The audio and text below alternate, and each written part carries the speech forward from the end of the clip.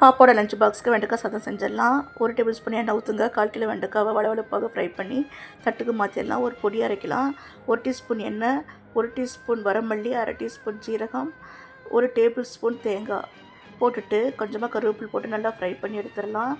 ஜாருக்கு மாற்றிட்டு 1/2 டீஸ்பூன் மிளகாய்த்தூள், 1/4 டீஸ்பூன் கரம் மசாலா போட்டுட்டு 3 பல் பூண்டு போட்டுட்டு நல்லா பவுட்ராக அரைச்சி எடுத்துகிட்டு வந்துடலாம். அதுக்கப்புறம் 1 டேபிள் ஸ்பூன் பொட்டுக்களையும் போட்டு பவுடர் அரைச்சி எடுத்துகிட்டு வந்துடலாம். அப்படியே எடுத்து ஒரு பக்கம் இருக்கட்டும். எண்ணெய் ஊற்றுங்க. நல்லா 2 டீஸ்பூன் எண்ணெய் ஊற்றுங்க. ஒரு 3 டீஸ்பூன் எண்ணெய் ஊற்றுங்க. கடுகு, கடலைப்பருப்பு, உளுத்தம்பருப்பு, காஞ்ச மிளகாய் போட்டுட்டு 1/2 வெங்காயத்தை கட் பண்ணி சேர்த்துடலாம். ஏற்கனவே வதக்கி வச்சுருந்த வெண்டைக்காவை இதில் சேர்த்துடலாம். சேர்த்துட்டு வேகிற வரைக்கும் வெயிட் பண்ணலாம். அதுக்கப்புறம் 1 கப் சாதம், அரைச்சி வச்சிருந்த பொடி, தேவையான அளவுக்கு உப்பு, கருவேப்பிலை, கொத்தமல்லி போட்டுட்டு நல்லா கிளறி விட்டு ஆஃப் பண்ணிடலாம். நன்றி, வணக்கம்.